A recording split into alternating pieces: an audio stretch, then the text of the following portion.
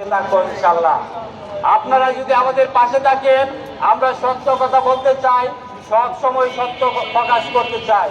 সংগ্রামী ভাইয়ের আমার, আপনারা জানেন আমরা যারা বাইক চালাই, পাটাও মারি, সরকারি কর্মকর্তা হিসাবে কাজ করি, অনেকেই তেল খরচের জন্য বা জীবিকা চাহিদা মেটানোর জন্য আজকের এই সংগঠনে কাজ করে থাকেন। আমরা সবচাইতে বেশিরভাগই মানুষের কল্যাণে কাজ করি, নিজের অর্থ ব্যয় করেই আমরা মানুষকে সমাজসেবা করে থাকি। আমরা বৃষ্টিতে ভিজি, আমরা একটি মোটর সাইকেল নিয়ে একটি যাত্রীর জন্য সারাদিন দাঁড়িয়ে থাকি। আমরা বাংলাদেশ সরকারকে ট্যাক্স দেই, আমরা গাড়ি কেনার সময় রেজিস্ট্রেশন করতে বাংলাদেশ সরকারকে ট্যাক্স দেই। একটি মোটর সাইকেল অনেক কষ্ট করে আমরা কিনি, সেই ট্যাক্স দেই। আমরা রুটে যখন চলি, সরকারকে আমরা রুট ট্যাক্স দেই। আমরা সব কিছুই ট্যাক্স দেই, কিন্তু আমরা কালোবাজারি বা অবৈধ টাকার সম্পত্তির মালিক নয়। আমরা একটি গাড়ি যখন চলাই, আমাদেরকে ট্রাফিক অনেক সময় অনেক বিভিন্নভাবে বিভ্রান্তি করে, তবুও আমরা মানুষের সেবায় কাজ করে থাকি।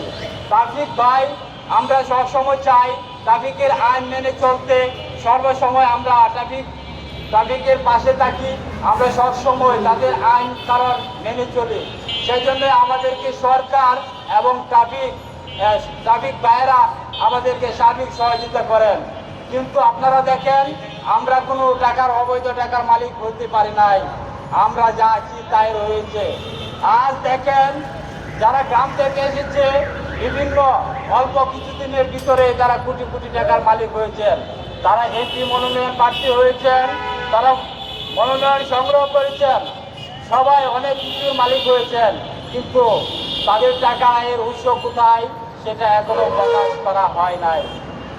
সংগ্রামী ভাইরা, আমরা চাই তাদের সহায় সম্পত্তির টাকার হিসাব দেওয়া হোক, দুদক এবং সিআইডিদেরকে তদন্ত করার দায়িত্ব দেওয়া হোক।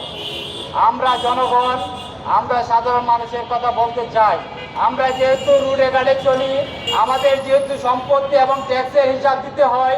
যারা এমপি মন্ত্রী হবেন বা হন নাই, নির্বাচিত হয়েছেন, নিবন্ধন করতে পারেন নাই, অনেকে যাচাই বাছাই বাদ করেছেন, তাদের সম্পত্তির হিসাব যেন দেওয়া হয়, সেটা বাংলাদেশের জনগণ, বাংলাদেশের মানুষ জানতে চায়। সংগ্রামী ভাইয়েরা আমার, আপনার আমার সম্পত্তি কোথায়, কে কিভাবে লুটে পুড়ে গিয়েছে, সেটা আমরা জানতে চাই। বাংলাদেশ বাইকার্স পার্টি মানুষের কল্যাণের পার্টি, যেটা মানুষের কল্যাণে কাজ করবে, মানুষের কথা বলবে।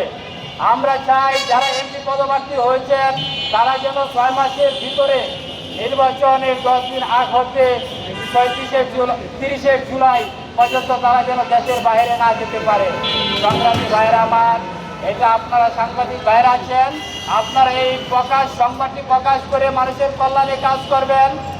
মাননীয় ডক্টর মোহাম্মদ ইউনূস স্যারের কাছে পৌঁছে দিবেন আমাদের এই বার্তাটি। যারা এমপি পদপ্রার্থী হয়েছেন, মনোনয়ন হয়েছে, তাদের কোটি কোটি টাকা সম্পত্তি রয়েছে বাংলাদেশের আনাচে কানাচে, সেই টাকা কোথায়